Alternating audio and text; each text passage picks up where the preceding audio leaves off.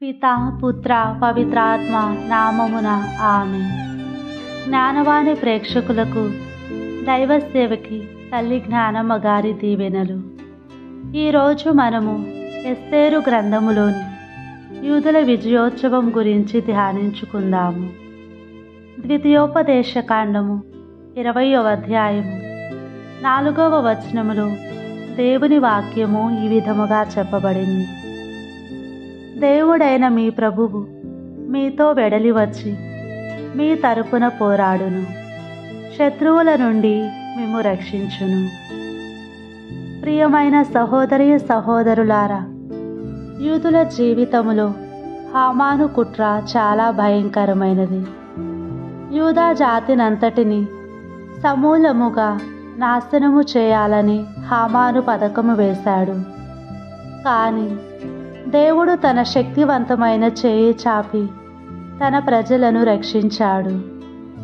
ఈ విజయము కేవలము యూదుల ధైర్యం వల్ల కాక దేవుని అనుగ్రహము వల్ల జరిగింది. యూదుల విజయోత్సవానికి దోహదపడిన అంశాల గురించి ధ్యానించుకుందాము. మొదటిది, దేవుడు తన ప్రజలను రక్షించేవాడు. ఎస్తేరు గ్రంథములో తండ్రి దేవుడు ఎక్కడా కూడా ప్రత్యక్షముగా దర్శనమివ్వలేదు, మాట్లాడలేదు.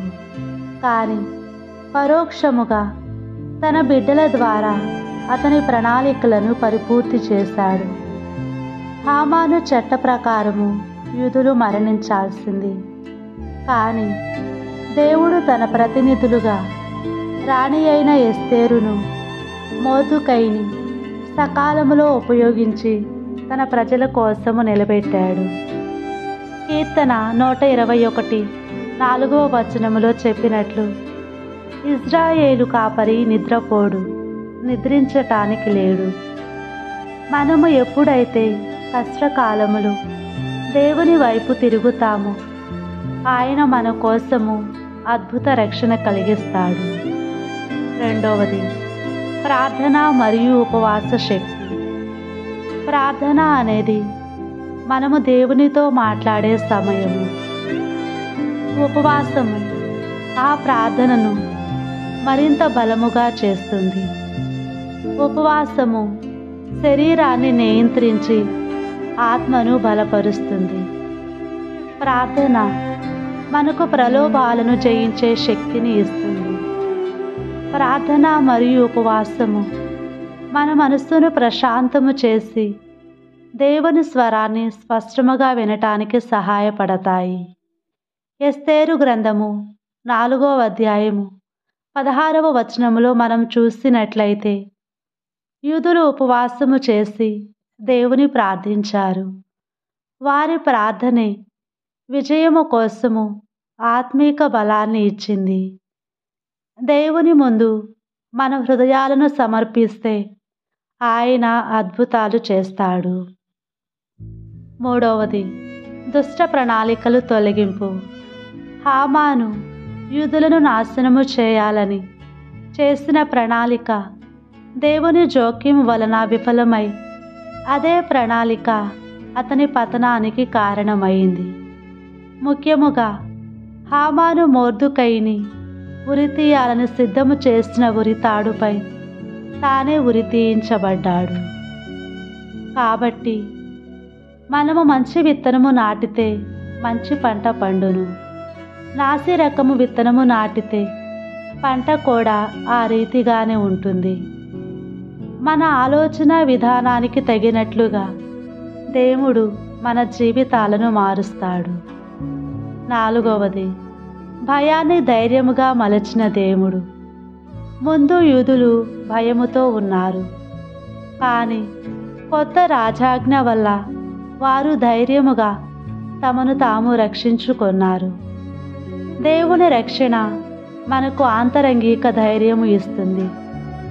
ఎస్తేరు తన ప్రాణ భయాన్ని పక్కన పెట్టి రాజును కలుస్తాను, చనిపోతే చస్తాను అని ధైర్యముగా ముందుకు వచ్చింది. ధైర్యము లేకపోతే విజయము సాధ్యము కాదు. ధైర్యము విశ్వాసముతో వస్తుంది. మనము పిరికిగా ఉంటే సైతాను మనలను ఇంకా అణగద్రొక్కుతుంది. కాబట్టి ప్రభువు హస్తమును పట్టుకొని ధైర్యముగా మన జీవితాలలో ముందడుగు వేయాలి. 5వది, దేవుని సమయమే అత్యుత్తమ సమయము.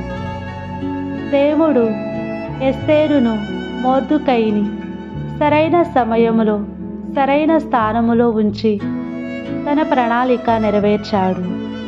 మన జీవితములో జరిగే ప్రతి ఘటనకు దేవుని సమయము ప్రత్యేకము. ఆయన సమయాన్ని విశ్వసించాలి. 6వది, పూరీము పండుగ స్థాపన.